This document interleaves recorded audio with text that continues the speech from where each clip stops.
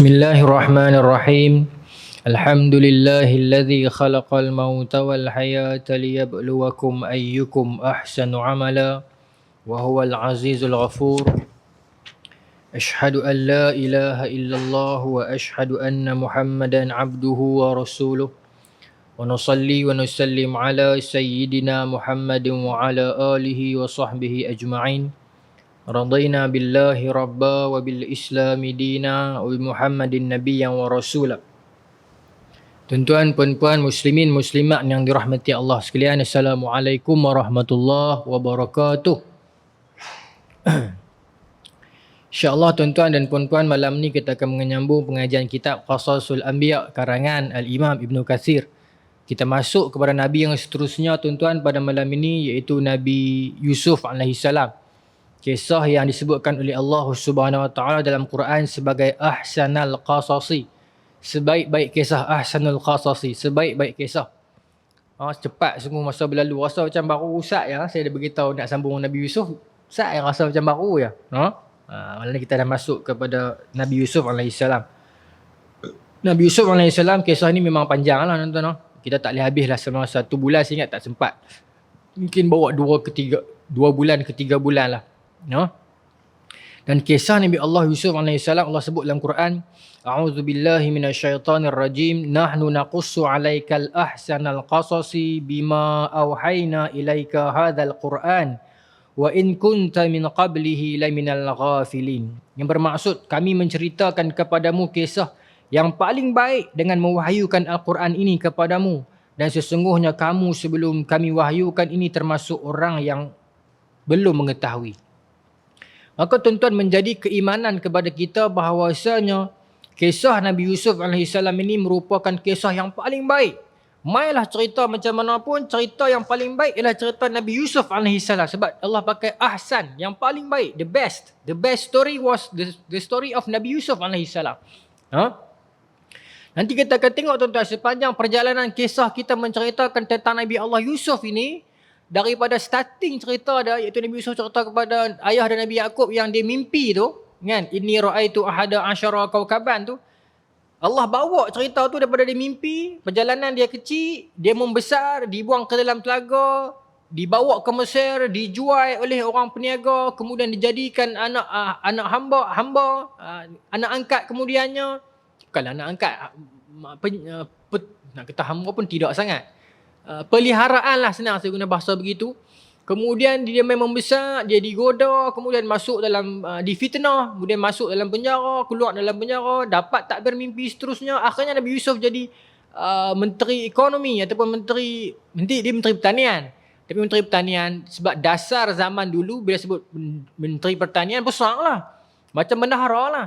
Hari ni bila kita kata menteri pertanian, kita anggap macam ini portfolio kecil, kan? Sebab sistem kita ini dia mendahulukan industri, kan? Jadi bila ekonomi tu nampak macam simple, kan?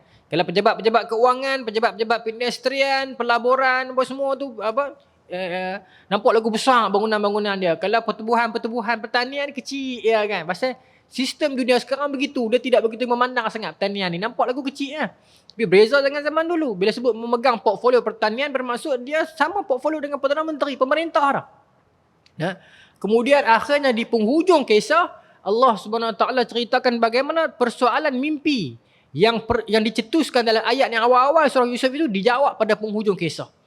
Dan di dalam kisah ni juga tuan-tuan ada kisah tentang brotherhood, tentang persaudaraan, tentang kesabaran, tentang keajaiban, tentang mukjizat. Dan juga ada beberapa plot-plot yang saya tak melampau kalau saya katakan agak lawak.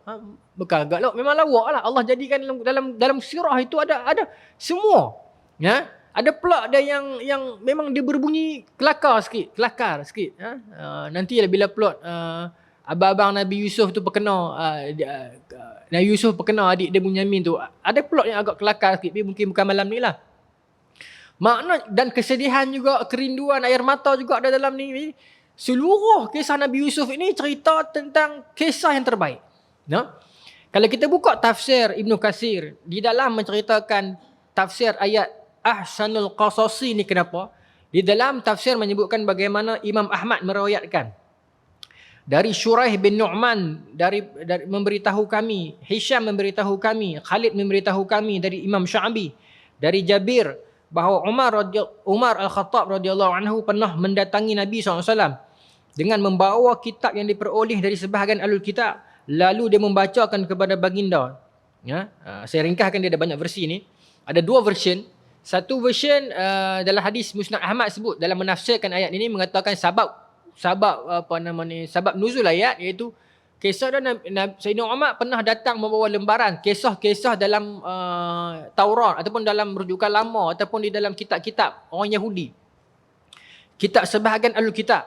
Ada cerita-cerita yang menarik. Maka Nabi SAW nak counter yang tu bagi tahu ada cerita lebih menarik daripada tu. Sebab tu turun di Al-Quran bagi tahu nahnu naqussu alaika ahsanal qasasi. Kami akan cerita kepada kamu kisah yang ahsan minhu. Kisah yang lebih baik daripada kisah yang bawa balik ni. Nah. Dan ada satu version lagi menyebutkan dalam tafsir kita akan jumpa para sahabat minta agar Rasulullah SAW cerita. Cerita apa yang menarik. Maka Nabi cerita. Turun ayat itu maka Nabi cerita. Itu maksudnya Islam dia meraihkan kehendak. Islam meraihkan. Kadang-kadang orang tu minat nak tahu. Pada sahabat yang kita naluri kita kadang-kadang kita seronok dengar cerita, nak tahu. Maka bila cerita kat Rasulullah, so tak kata lah apa ni. Duduk sembahyang berzikir sudah lah. Dengar cerita apa? Tak. Ya, maka Allah hiburkan kita. Ya, Allah bersama dengan ana inda zanni abdi bi, kata Allah. Allah bersama sangkaan kita terhadap dia adalah hadis qudsi. Kita minta kepada Allah selagi tidak melanggar syariat, selagi kita punya minat itu masih lagi berada dalam jalur-jalur yang tidak bertentangan dengan syariat, maka Islam meraihkan minat, kehendak dan budaya. Baik. Okey. Boleh nak tuan-tuan?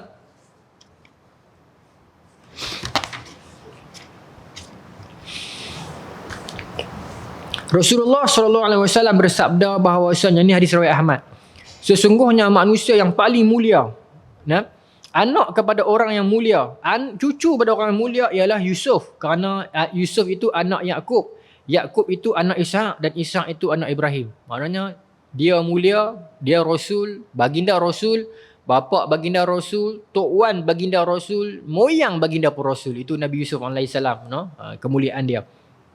Baik. Para ahli tafsir menceritakan bahawa Yusuf pernah bermimpi. Kita nak start yang tu. Yusuf pernah bermimpi ketika dia masih kecil, sebelum pernah bermimpi basah. Dia sebut dalam ni mimpi balik. Sebelum mimpi itu lagi datang. Yusuf bermimpi melihat 11 bintang. Ke-11 bintang itu mengisyaratkan jumlah saudara-saudaranya, iaitu 11 orang. Jadi Bani Israel ada berapa orang? 12 lah. Sebab termasuk dengan Nabi Yusuf. Sedangkan matahari dan bulan itu mengisyaratkan kepada kedua orang tuanya. Inni ra'aitu ahada asyara kaukaban wasyamsa wal qamar. Ya Allah, wahai ayah, saya telah bermimpi semalam melihat 11 bintang, matahari dan bulan. Ra'aituhum li sajidin. Saya melihat mereka sujud kepada saya ataupun tunduk hormat kepada saya. Apa kata Nabi Allah Yaqub? La taqsus ru'yaka ala ikhwatika, kan? Wahai Yusuf, jangan kamu ceritakan mimpi kamu ini kepada saudara-saudara kamu. Fayakidu laka kaida, kerana mereka akan hancurkan kamu. Mereka akan buat satu plan untuk membinasakan kamu. Jangan cerita. Dalam keadaan Nabi Yusuf tak cerita pun memang mereka plan nak hancurkan Nabi Yusuf. Pasal mereka tak puas hati dengan Nabi Yusuf. Sebab Nabi Yusuf memang disayangi lebih. Macam saya cerita dah sebelum ni, kita ada anak ramai, betul kita sayang semua anak kita sama, tapi kita tak boleh tipu diri sendiri. Dalam 10 orang anak kita mungkin ada seorang tu dia dengar cakap, dia pandai ambil hati, dia tak pernah menyusahkan kita langsung. Yes, kita sayang semua sama, tapi takkan tak ada 0.01% yang lebih sikit hak tu, betul tak tuan-tuan? Kita semua ibu ayah kan, adalah sikit sebab yalah duduk ambil hati kita selama ni, tolong kita, picit tengah belakang kita tengah malam. Takkan tak ada lebih sikit, tak boleh kita kata, tak Ustaz, saya memang semua sama.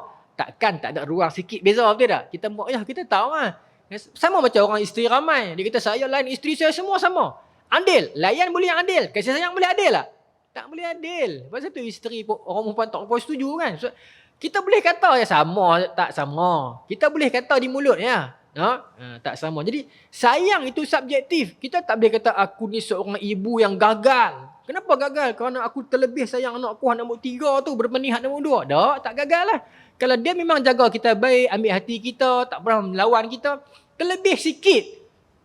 Asalkan kita punya treat, kita punya layanan kita tu sama. Cuma rasa yang kita tak boleh kontrol tu tuan-tuan. Boleh tak? Rasa ni boleh kontrol tak? Tak boleh kontrol. Perasaan tu tak boleh kontrol tuan-tuan. Perasaan ni. Kita punya fitrah, natural kita ni tak boleh kontrol. Saya ingat masa satu ketika saya JSTT, bukan sekolah sekarang lah, sekolah dulu, sekolah agama. Ada budak mai kat saya teriak-teriak, kalau teriak sedih dia beritahu saya ni telah berzina hati, kata kat saya kan. Saya kata pasal apa? Saya suka kat seorang perempuan. Susah hati kawan semai tak boleh nak periksa pasal dia rasa bersalah. Sekolah agama bagus. Saya kata pasal apa? Saya suka kat seorang perempuan tu, ada ustaz beritahu kalau suka kat perempuan ni zina hati. Saya kata bagus lah suka kat perempuan. Dia terkejut tengok saya atas bawah. Dia siapa cikgu kata bagus. Yalah kalau suka kat lelaki susah hati pula. Suka kat perempuan kira bagus lah. Baru dia rasa lega sikit. Tapi tak ada yang cuma mentah-mentah konsep tu tak ada lah. Suka kat perempuan itu memberi pertandaan hang normal. Lepas tu barulah kita kontrol dia kan. Tak boleh kita hukum dulu kan. Baik. Itu menandakan dia normal daripada kecil-kecil suka kat lelaki, sama-sama lelaki, tu susah hati. Jadi kita kena hiburkan dia dulu. Okey, apa yang sedang alami sekarang ni memang biasa. Sebab dalam, kalau saya nak pergi kepada psikologi sikit, ada teori psikososial, Sir Erik Erikson ni sebut. Pada fasa itu, ada satu fasa dia sebut sebagai fasa intimacy.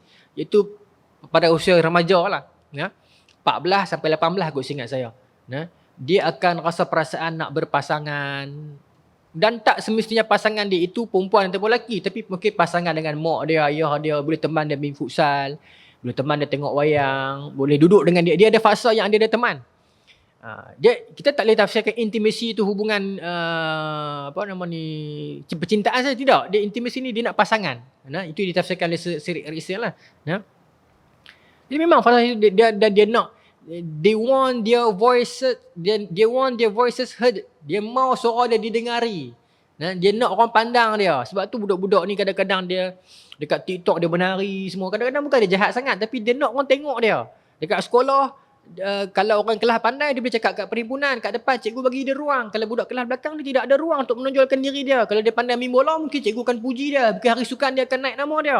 Bila main hujung tahun, budak-budak pandai, hari anugerah akan naik nama dia. Tapi budak-budak yang tidak ada bakat dalam bidang itu dan ini dia nak pergi ke mana? Siapa nak dengar dia? Siapa nak tengok dia? Maka dia akan buat tindakan-tindakan yang lain. Mungkin dia pandai naik motor di luar, dia angkat tayar tengah jalan, bagi orang tengok dia. Bukan dia jahat, tapi dia nak orang pandang yang aku pun ada kebolehan juga. Yang perempuan dia akan buat smule, yang menyanyi tu kan, smule tu kan. Pasal apa? Nak beritahu, aku bukan tidak bernilai langsung, aku ada ruang juga. Sistem pendidikan kita sekarang ni tuan-tuan, sistem pendidikan kita sekarang ni memang susah hati sikit lah. Bukan sekarang, sejak dulu lagi pun.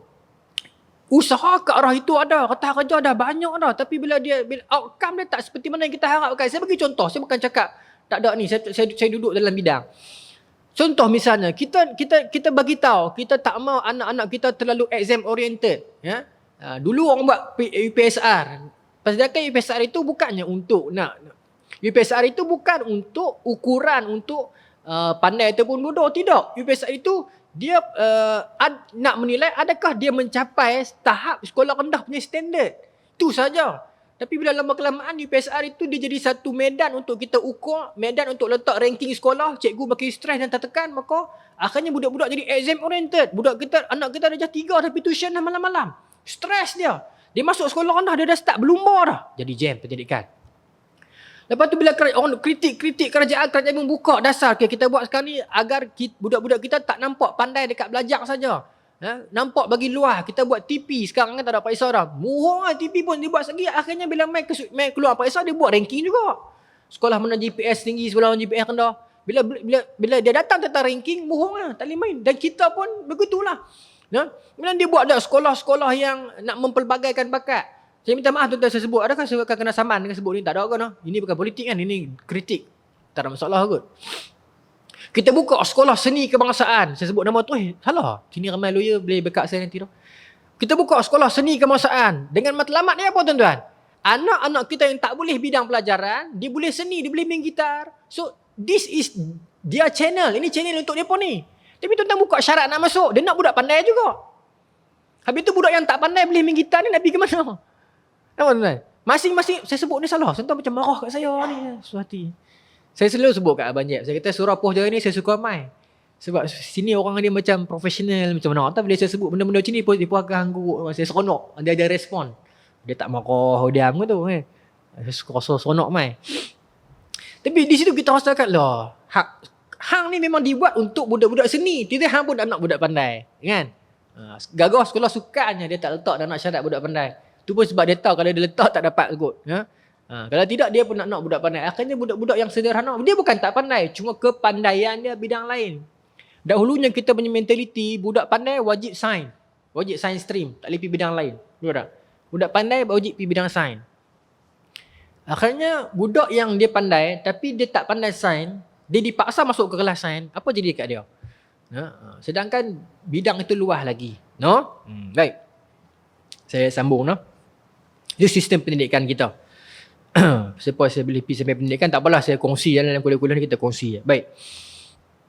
Maka mereka akan merakukan perancangan la taqsus ru'yaka. Kata Nabi Yaqub, jangan kamu cerita mimpi kamu ni. Ini satu lagi pedoman yang Islam ajak kita. Dan tuan-tuan tentang mimpi. Adakah Islam menolak mimpi? Tak. Islam tak menolak mimpi. Dalam Quran ada kisah tentang mimpi ni. Dalam surah Yusuf ni banyak kisah tentang mimpi-mimpi orang. Mimpi Nabi Yusuf juga dan mimpi orang lain juga yang Nabi Yusuf takwilkan. Kemudian kisah-kisah tentang mimpi-mimpi Firaun misalnya, kan? Kita dah baca mimpi Namrud misalnya. Kemudian dalam hadis ada banyak kisah-kisah tentang mimpi. Bahkan sebahagian, bukan sebahagian lah, beberapa persen daripada kisah-kisah Isra' dan Mi'raj itu yang orang salah faham sebagai kisah Isra' Mi'raj ialah kisah mimpi Rasulullah dalam hadis Sahih Bukhari. Ya. Kemudian ada juga dalam hadis Nabi SAW lepas sembahyang subuh, Nabi akan kalih belakang.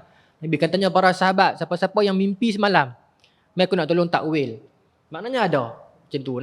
Ada orang, dan dalam Islam juga ada beberapa tokoh yang pakar di dalam mimpi. Antaranya saya selalu sebut Muhammad bin Sirin, ulama tabi'in besar. Muhammad bin Sirin tokoh pakar mimpi. Saya nak cerita pasal dia juga. Saya akan selit dalam kisah Nabi Yusuf ni nanti. Bagaimana dia menakwilkan mimpi-mimpi yang dahsyat lah. Kemudian pada zaman pada zaman Imam Abu Hanifah, ada juga seorang lelaki penafsir mimpi, tapi saya tak ingat nama dia. Tapi dia juga zaman Muhammad bin Sirin lah. Yang Imam Abu Hanifah bermimpi dia korek kubur Rasulullah. Imam Abu Hanifah dimimpi dia korek kubur Rasulullah. Maka dia susah hati tuan-tuan. Bila dia khabarkan kepada ahli takwil yang sebenar, maka ahli takwil bagi tahu itu bukan mimpi yang buruk, itu mimpi yang bagus. Itu bermaksud hang akan kutip koleksi khazanah Rasulullah, hang akan kembangkan ajaran Rasulullah sallallahu alaihi wasallam. Jadi begitu. Jadi takwilan mimpi itu wujud dalam Islam. Muhammad bin Sirin, nantilah tuan-tuan bulan depan saya main.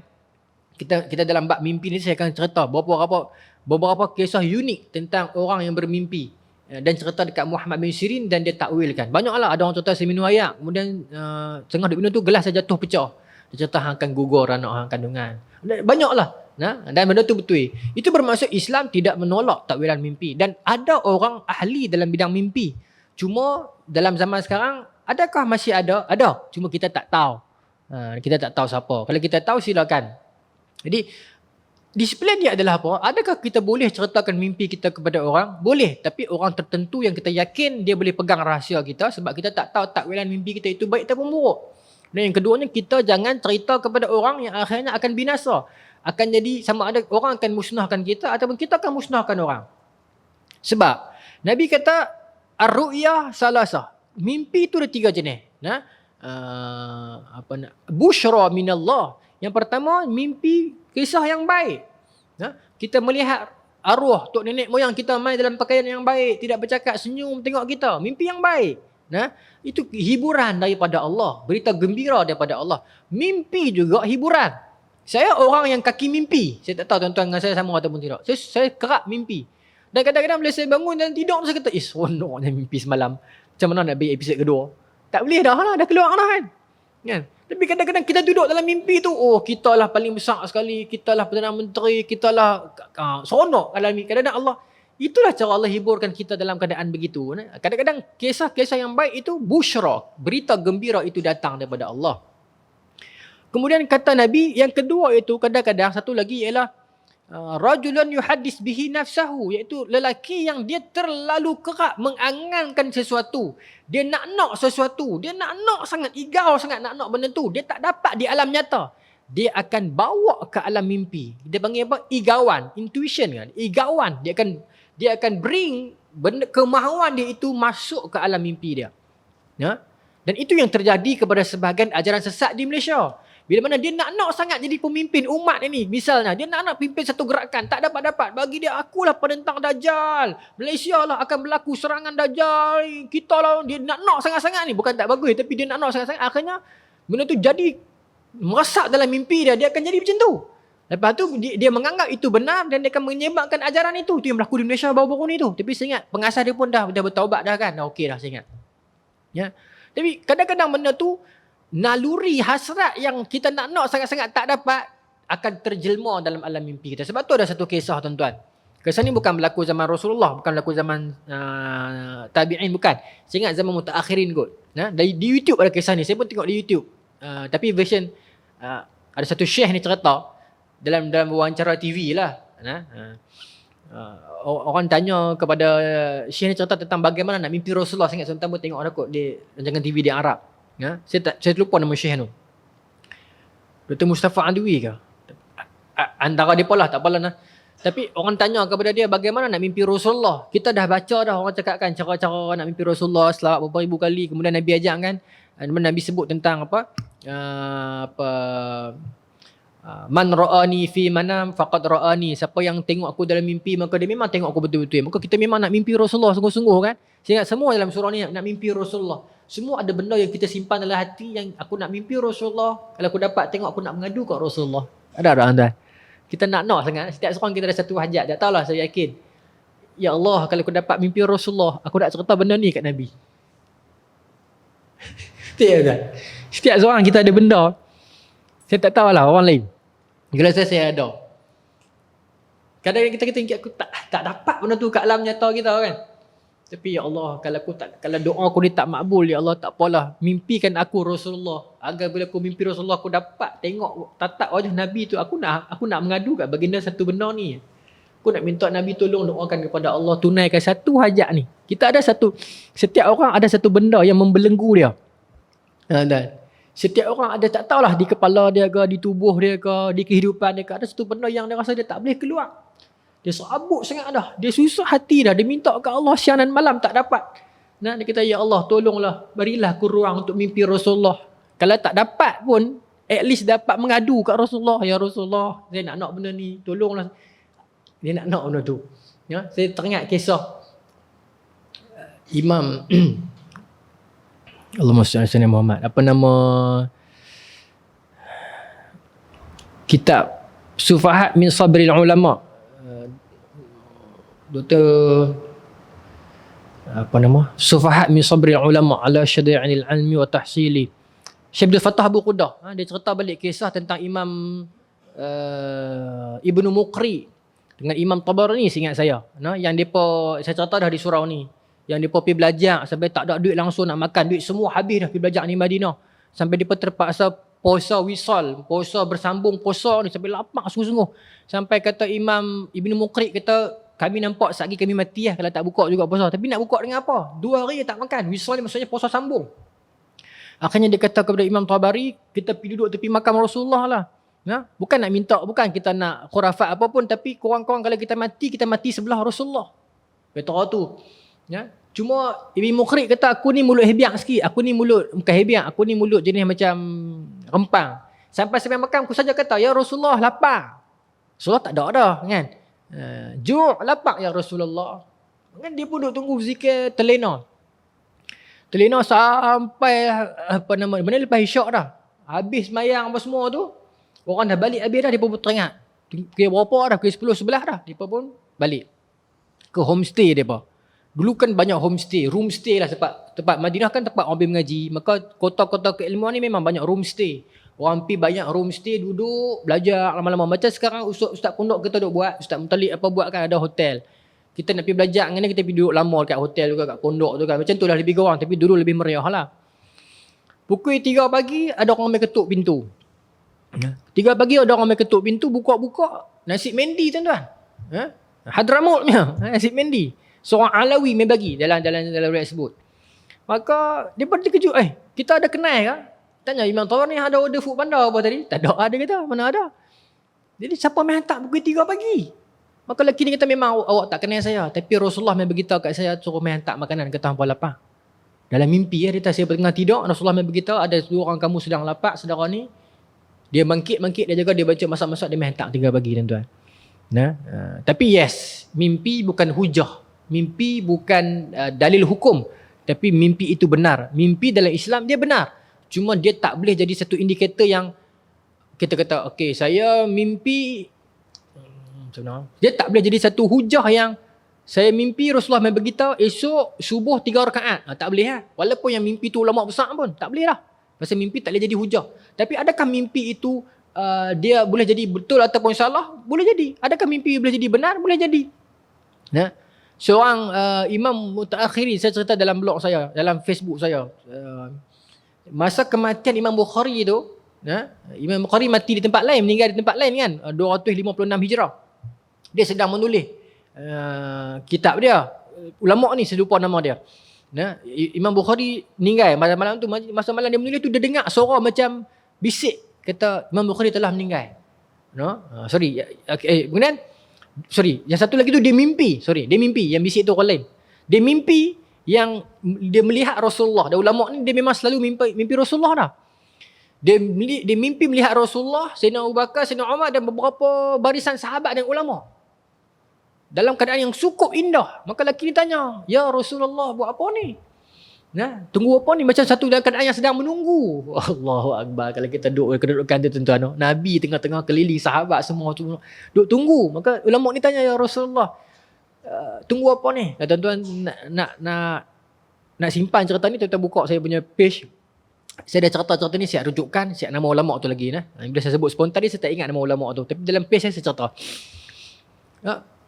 Tunggu apa ni? Sebab Nabi dalam keadaan yang ceria seakan-akan menunggu-nunggu. Maka Nabi kata, kami sedang menunggu saudara kami. Bukhari. Tapi Nabi tak sebut Bukhari lah. Muhammad bin Ismail al-Bukhari. Muhammad bin Ismail nama Imam Bukhari. Menunggu kedatangan Bukhari. Sebab, jadi bila dia jaga, dia catat. Dia catat. Malam tu. Selepas beberapa bulan baru khabar mai kat dia, Imam Bukhari telah pun meninggal dunia. Bila cek balik, tarikh meninggal tu sama dengan tarikh malam yang dia mimpi tu. Mana Nabi menyambut kepulangan roh Al-Bukhari, tuan-tuan. Jadi ada mimpi ni, adakah selamanya itu kita tolak tak? Itu perbezaan kita dengan sebagian orang yang dia berhulu. Dan dia anggap semua mimpi adalah remeh. Semua mimpi adalah permainan tidur. Pok-pok ni tak boleh pakai. Pok-pok ni mimpi ya pok. Tak, saya punya pandangan, yes, kita tak boleh bergantung kepada mimpi, betul. Tapi dari satu segi yang lain, mimpi itu wujud. Cuma kita tak boleh jadikan dia hujah ultimate, tak boleh. Imam Ibn Katsir. Imam Ibn Katsir ni siapa tuan-tuan? Dia member Al-Mizzi. Dia anak murid Imam Ibn Taymiyah. Maksudnya sebahagian kelompok faham lah siapa dia Ibn Taymiyah tu kan. Kita tak apa setuju lah. Maksudnya mereka ni golongan-golongan yang mengikut Ibn Taymiyah ni tak apa setuju lah dengan mimpi ni. Betul tak tuan-tuan? Korang setuju lah. Jadi Ibn Katsir anak murid dia. Tapi Ibn Katsir ada cerita tuan-tuan. Dalam Bidayah Nihayah. Dalam bab bila menceritakan tentang Imam Nawawi, Ibn Katsir menceritakan pengalaman peribadi dia. Kita buka baca khazanah-khazanah lama. Ibn Katsir ni imam yang kita sedang baca kitab dia ni.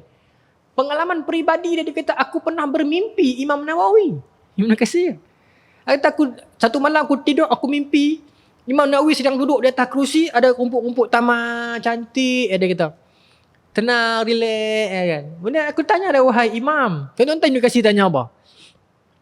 Saya nak tanya kenapa dalam kitab Majmu' Syarh Muhazzab. Imam Nawawi kan buat kitab Majmu' Syarah kepada kitab Muhazzab, kitab fiqh Imam Syafi'i. Kenapa di dalam kitab Majmu' Imam Nawawi tak masukkan qaul Ibn Hazm Al-Andalusi, satu ulama lain di Andalus. Kerahlah Ibn Hazm ni tokoh besar, tapi dia kerah. Dia karang kitab Muhalla, kerah kitab tu. Tapi dia tokoh, tapi dia kerah. Kadang-kadang kata-kata dia tu sampai dahsyat lah. Dia pernah orang tanya dia tentang riwayat Imam Tirmizi. Dia kata, siapa Tirmizi? Aku tak pernah kenal. Dia kasar. Tapi dia tokoh. Imam Nawawi adalah beritahu alasan dia dalam mimpi tu. Saya tak ingat lah. Imam Ibn Katsir pun tak cerita detail. Cuma Dia kata saya melihat Imam Nawawi berada pada kedudukan yang indah, relax kan. Satu segi saya bila saya baca kisah macam tu, saya teringat, Ibnu Katsir pun apa yang dia nak sangat jawapan, masuklah mimpi dia. Kemudian bila dalam mimpi, kalau kita dapat mimpi Imam Nawawi ke Imam Syafi'i ke, kita nak tanya apa tengok kedudukan tu? Kita tanya lah dia buat apa, seronok ke tak seronok, tu kan. Tapi Ibnu Katsir punya otak dia akademik sangat-sangat nak tahu. Bila jumpa dalam mimpi pun, dia tanya benda yang akademik. Kenapa dalam kitab Majmu' itu tak masukkan kalam Ibn Hazm? Dah lah Ibn Nawawi jelas. Tapi Ibn Katsir tak cerita detail apa jawapan Imam Nawawi. Sebab apa? Sebab Ibn Katsir pun tahu jawapan dia tak boleh jadi hujah. Kalau dia cerita pun, orang lain tak boleh ambil jawapan tu sebagai hujah. Sebab ni Imam Nawawi tak boleh. Sebab itu mimpi. Boleh jadi itu sangkaan dia, boleh jadi itu yang saya kata intuition dia, igawan dia kan. Jadi dia tak cerita. Cuma dia beritahu, aku melihat Imam Nawawi. Dan banyak lagi lah kisah-kisah mimpi-mimpi yang lain yang bermaksud Islam tidaklah menolak mimpi. Cuma ada garis panduan dia. Saya bimbang dua kelompok kita sekarang. Satu kelompok yang terlalu bermimpi. Hatta sampai tahap dalam bab politik pun kita akan jual mimpi. Saya minta maaf, saya tak setuju. Tak boleh. Sebab mimpi itu orang tak boleh ukur. Kalau tidak, konok kat kita. Kalau dia boleh mimpi, kita boleh mimpi. Kalau kita mimpi, aku mimpi ulama' ni suruh undi parti aku. Saya parti seorang kata, aku mimpi ulama' ni pula suruh mimpi parti aku. Tak sudah sampai benda ni. Satu kelompok dia akan banyak bermimpi. Itu masalah dia. Lah ni duk kalut mimpi Muhammad Qasim. Bukan lah ni lama dah. Ni saya cerita dia sekali kena serang dalam YouTube ni. Pasal ramai pengikut dia. Dah masuk dah dalam channel-channel Abang Jack apa semua ni dah masuk dah. Saya dah baca komen kan. You have to respect Muhammad Qasim. You know he is the future Mahdi. Saya ingat Qasim ni saya tak kenal siapa, orang Pakistan ke. Saya ingat dia duduk mimpi sejak saya UAA sampai keluar saya anak dua dah. Lama sungguh dia mimpi. Banyak sangat tidur. Ramalan ni bukan kita kata nak nafikan, tapi dia tak boleh jadi hujah. Tapi pengikut dia sangat tegar. Dulu ada seorang ustaz yang suka buat reaction tu dari YouTube tu. Dia ada komen pasal mimpi Qasim ni. Pengikut Qasim ni hak Melayu ni memang mengamuk maki dalam YouTube tu. Walaupun kita tak setuju dengan dia jugalah, tapi dalam bab itu kita sokong dia lah kan. Memang mengamuk. Saya baca komen tu, dia ada ni kena. Saya pun tak kenal Muhammad Qasim tu. Ramai lah kata kat saya, ustaz kena ikut dia ustaz. Dia ni memang benar. Dia Imam Mahdi. Susah hati saya. So, saya kata, kita kelompok yang kita tidak terlalu bermimpi dan kelompok yang tidak meremehkan mimpi. Kita datang di tengah-tengah. Itu sifat Islam banyak kita begitu.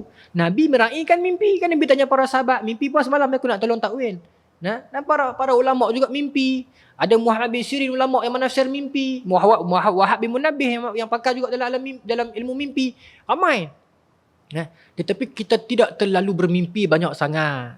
Tidak meletakkan mimpi itu sebagai sumber yang pertama. Min adillatil ahkam Islamiyah. Tidak jadikan dia sebagai pendalilan. Tidak.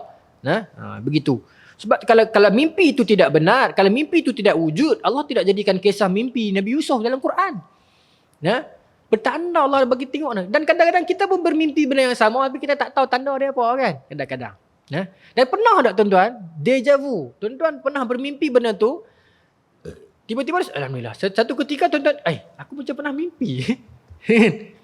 Orang putih kata deja vu, apa dia orang? Dulu arwah tok saya kata, roh yang keluar awal. Roh yang pergi tempat dulu. Sebab roh kita tak bind by time. Dia menarik juga benda ni. Dia tak terikat dengan masa tu, dia boleh melangkaui pergi situ, pergi sini. Jadi dia dah pergi tempat dulu. Jadi baru jasad pergi pada masa depan. Aku rasa macam aku pernah mimpi benda ni. Okay? Allah Ta'ala alam. Persoalan roh ni adalah ilmu milik Allah. Itu roh ialah ilmu milik Allah. Kita tak tahu. Kita tahu sikit-sikit, itu ulama jelaskan kita. Tapi selebihnya kita tak tahu. Sebab dia hak mutlak Allah. Baik. 8.42. Baru cerita bahasa mimpi. Banyak orang nak cerita bahasa mimpi ni. Tapi saya selit-selit dah. Okay, jadi Nabi Yusuf, dia mimpi. Pasal kisah Nabi Yusuf ni banyak berkaitan dengan Nabi Yusuf mimpi. Kemudian Raja Mesir mimpi. Kemudian ada 2 orang banduan mimpi. Kan? Baik. Jadi bila Nabi Yusuf cerita kepada ayah dia kata jangan cerita ke orang. Itu panduan yang kita kena ambil. Iaitu tengok orang juga. Jangan kita asal dapat mimpi, kita cerita ke orang. Asal dapat mimpi, kita cerita ke orang. Tak boleh. Tengok juga masa dan ketikanya. Baik. Okey, setelah dia menceritakan kepada ayahnya, maka ayahnya itu menjadi tahu bahawa anaknya itu akan memperoleh kedudukan yang tinggi dan mulia. Nabi Yaqub tahulah. Oh, cerita macam ni Nabi Yaqub boleh baca dah. Anak aku ni akan jadi somebody. Jadi jangan cerita kat orang lain pasal ayah ni dia kenal semua anak dia. Termasuk mak lah. Dia kenal.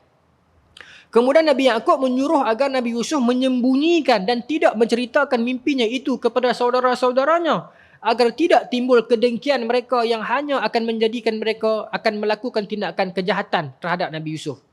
Baik.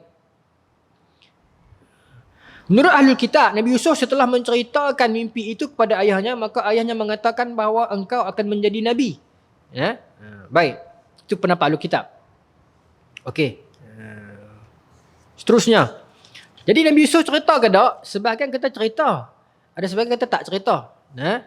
Tapi kita ambil dalam Quran, dia tak beritahu kita detail sama Nabi Yusuf cerita ataupun tak cerita. Kita sambung.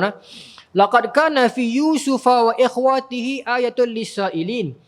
Iz qalu li Yusuf wa akhuhu ahabbu ila iz qalu li Yusuf wa akhuhu ahabbu ila abina minna wa nahnu usbatun inna abana lafi dhalalim mubin. Ini Allah cerita kepada kita.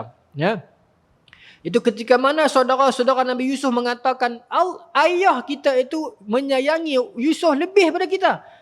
Ayah kita menyayangi ahabbu ila abina. Yusuf tu lebih disayangi di sisi ayah kita berbanding kita. Wa nahnu usbatun inna abana lafi dhalalim mubin. Sedangkan kita yang kuat. Kita abang-abang yang banyak tolong. Kita yang nak misi remput lah. Basuh kereta. Semua kita. Dia duduk dalam bilik ya. Tapi ayah sayang dia lebih. Dia kata. Dulu tu duduk dah. Pasal kita. Wa nahnu usbah. Kita lagi kuat. Kita yang nak buat kerja teruk-teruk ni. Awak pak lebih sayang dia lebih. Maka mereka ramai ni bincang. Mereka berapa orang? 10 orang. Tolak Bunyamin lah. Jadi 11 tolak 12 tolak Nabi Yusuf, tolak Bunyamin jadi sehingga 10. Depa duk bincang. Depa ni siapa? Yahuza, Yashakur, Zabalun, Jad dan Naftali, semua tu lah 10 orang tu.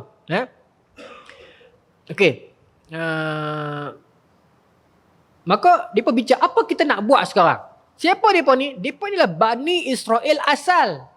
Bani Israel by word. The meaning of Bani Israel secara harfiah itu 12 of them. 12 orang ni lah. Anak Israel, Bani Israel. Israel huwa Yaqub. Israel adalah Nabi Yaqub. Maka anak-anak Israel, anak-anak Yaqub adalah the 12 of them. 12 orang ni. Itu makna asalnya. Cuma sekarang kalimat itu berkembanglah maknanya. Kan? Perkataan itu berkembanglah maksudnya itu. Baik. Macam perkataan Wahabi. Perkataan Wahabi itu makna asalnya ialah para pengikut Muhammad bin Abdul Wahab. Cuma sekarang bila orang kata siapa Wahabi, tidak semestinya pengikut dia saja, mungkin orang yang mengikuti ideologi dia. Dan maksud itu di tempat yang berlainan memberi makna yang berlainan. Di Eropah Wahabi bermaksud teroris. Di Malaysia mungkin Wahabi bermaksud kelompok. Saya tak tahulah nak kata siapa-siapa, tapi dia maksud itu berkembang dan berbeza dan berubah-ubah. Dia berkembang. Berkembang. Sensitif pada sebahagian orang dan tidak pada sebahagian orang. Baik, sambung. Maka kat mana tadi? Okey, maka dia berbincang. 12 orang ni bincang. Nak buat apa? Okey. Maka salah seorang dalam kalangan dia berkata apa? Yang ni pun menarik. Bani Israel punya perangai tuan-tuan tengok dah. Tapi dia ni akhirnya dia bertaubat. Tapi nanti anak cucu dia tu lah akan berkembang, ada jadi jahat, ada jadi baik. Seronok. Kalau kita tuan-tuan minat kisah Bani Israel, tuan-tuan kena dengar daripada sini. Ini sejarah asal dia.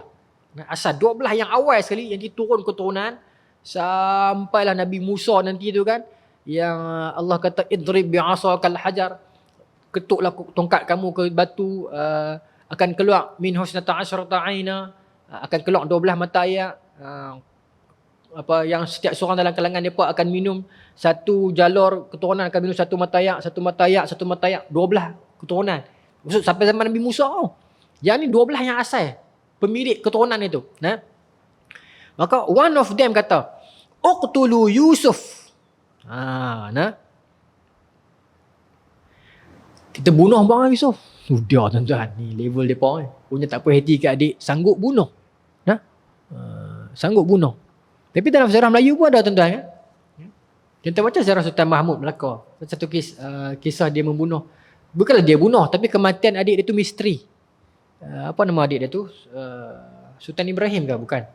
Tapi tuan-tuan baca sejarah Melayu. Nah, adik dia tu lebih digemari oleh rakyat. Jadi kemudian berlaku kematian pada zaman pada zaman Sultan Mahmud. Okey. Ya. Uqtulu Yusuf. Bunuh Yusuf. Au itrahu ardan, ataupun buang dia ke tempat lain. Ya. Ataupun bunuh kemudian lempak dia, ataupun kita pakat, kita lempak dia ke daerah lain, negeri lain sampai orang tak boleh jumpa dia. Ya. Itrahuhu ardan yakhlu lakum wajhu abikum. Ya. Kita buang dia sampai ayah tak boleh jumpa dia dah lah. Cuma yang menarik dia ayat sambungan ni. Lepas dia berkata kita bunuh dia.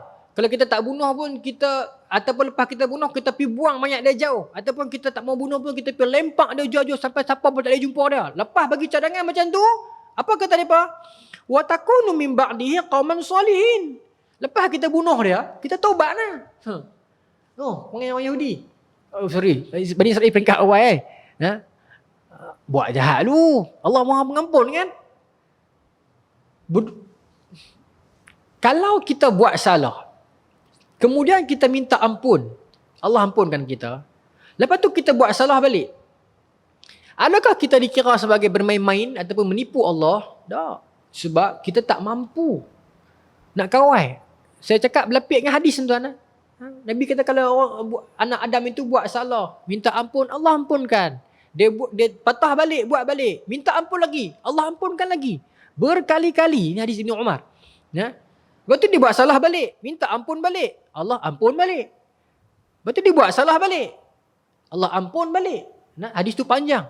Sampai lah dia kata if'alu ma syi'ta. Buatlah, tasakan hadis tu panjang lah. Nak kata Allah, nak kata Nabi, kata Allah, hamba ku itu inna abda, sungguhnya hamba ku ini dia tahu yang dia itu ada Tuhan yang boleh menghukum dia ataupun mengazab dia, tapi dia pilih untuk minta ampun, maka aku ampunkan dia, kata Allah. Nabi sebutlah hadis. Hadis tu panjang. So dia berulang-ulang buat salah minta ampun, Allah ampun. Buat salah minta ampun, Allah ampun. Boleh ke? Boleh. Cuma kita tak boleh dengan niat, okey Allah akan ampun balik, aku buat jahat dulu, lepas aku minta ampun. Itu yang tak boleh.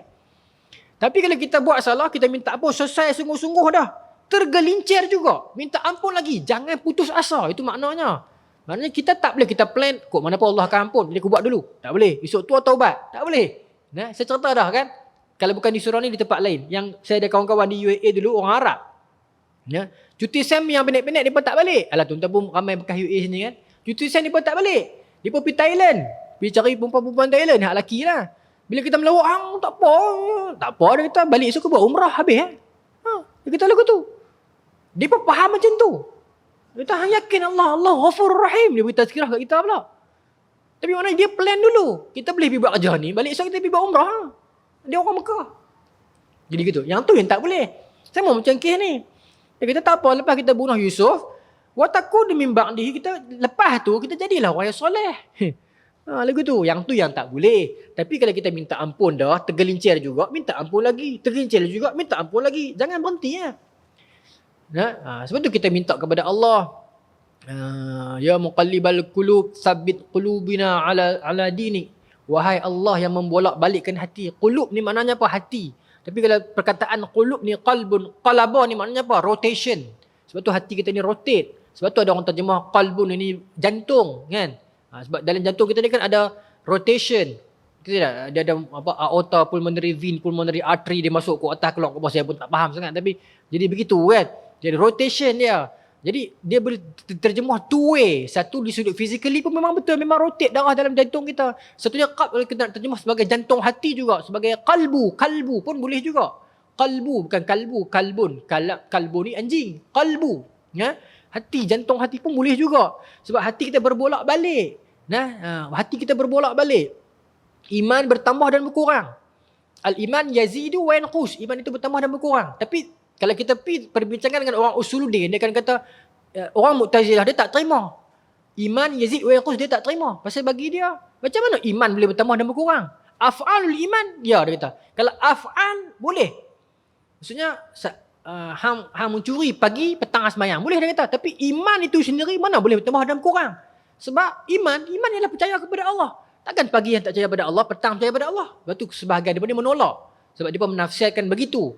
Tapi kita Ahlussunnah wal Jamaah kita tak tafsir begitu. Kita kata iman dia bukan bermaksud pagi ni percaya kepada Allah, petang tak percaya kepada Allah. Tidak. Tapi bermaksud bila iman tengah kuat, dia tak berani nak buat salah itu. Itu kita faham macam tu pula. Itu perbezaan kecil lah. Ya. Saya dah masa lagi beberapa minit. Beberapa minit. Tak bunyi dah gendang kuat tu. Kau saya tak dengar. Bunyi yang tadi? Saya tak pun dengar. Saya sebenarnya kemarin ni saya berangin sikit tuan. Saya kan ada GERD dengan anxiety. Saya berangin sikit. Tapi saya fikir kalau saya tak main kuliah malam ni, saya akan lagi teruk. Saya akan duduk di rumah, melepek, saya lagi teruk. Jadi saya paksa juga saya main. Alhamdulillah, bila saya duduk ceramah dah setengah jam ni, saya rasa macam okey pula. Mungkin ni sebahagian daripada, sebab orang yang kalau ada anxiety GERD ni, dia kena bermasyarakat juga kena.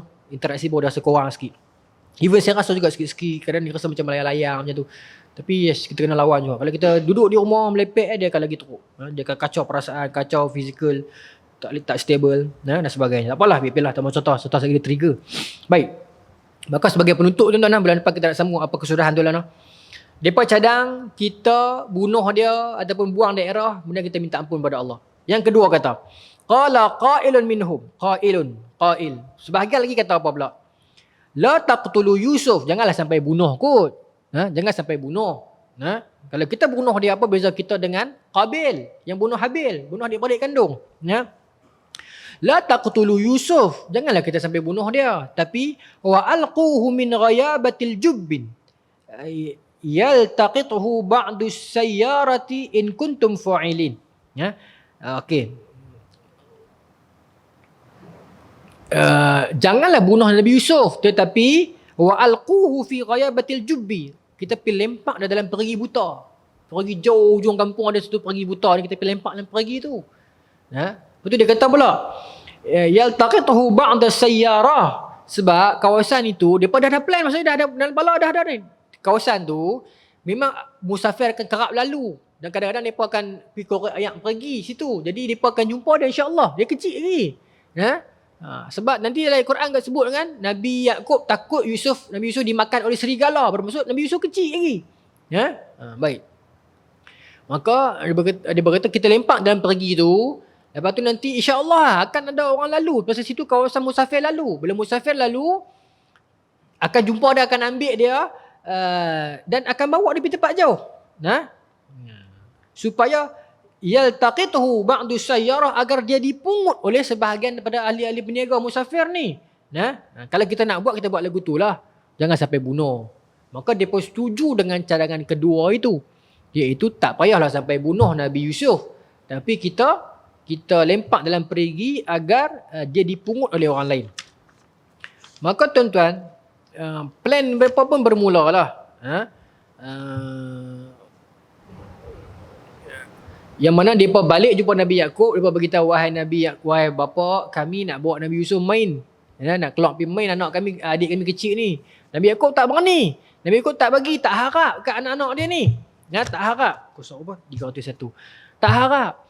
Dia pujuk juga Nabi Yaqub tak bagi, tak harap. Dalam Quran, yang tuan-tuan dah baca ayat Quran, ada hukum tajwid yang ada tanda macam diamond tu. Kita bagi ishmam. Yang kena cium mulut tu, yang kena buat ambang cium tu kan. Itu ayat itu cerita masa proses pemujukan depa dekat Nabi Yaqub lah. Alhamdulillah. Apa ayat tu? Qalu ya abana ma lakala ta'manna ala Yusuf kan, ayat tu kan.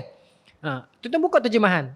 Ayat kita apa? Wahai ayah kami, adakah ayah ma lakala ta'manna ala Yusuf? Adakah ayah tak percaya kat kami nak jaga Yusuf tu? Setengah ahli tafsir kata depa tunjuk dengan mulut. Dia pun tunjuk dengan mulut. Bila dia pujuk Nabi Yaqub tu, ayah takkan tak percaya kami nak jaga Yusuf tu. Dekat pot tak ada adab, tunjuk dengan mulut ni. Sebahagian, saya tak kata semua. Kalau tuan-tuan tanya Ustaz tajwid, saya tak pasti dia jawab apa. Tapi dalam mufassirin sebut. Bacaan Ishmam itu. La ta'manna ala Yusuf. Wahai ayah tak percaya kami nak jaga Yusuf tu. Maka dia pujuk Nabi Yaqub bagi dalam keadaan yang tak apa nak redha sangat, tapi bagilah dan anak sangat. Pasal yang ni pun anak, itu pun anak. Kami akan jaga dan sungguh-sungguh apa semua, tak apa. Maka bila Nabi Yaqub bagi, mereka pun bawa lah Nabi Yusuf jalan. Nabi Yusuf ni kecil lah. Nah, bawa pergi tempat mainan tu yang mereka pastikan dekat dengan perigi itulah. Nah, jauh nak tuan-tuan perjalanan nak pergi tu jauh sampai bulan depan baru boleh serta balik. Punya jauh dia. Nah, wallahu taala alam tuan-tuan. Saya nak cerita juga tinggal lagi 2 minit macam nanti tergantung lagi teruk. Nah, saya berhenti pada takat yang baik. Nah, kita cerita bulan depan yang berlaku kepada Nabi Yusuf selepas itu. Wallahu taala alam. Bismillahirrahmanirrahim.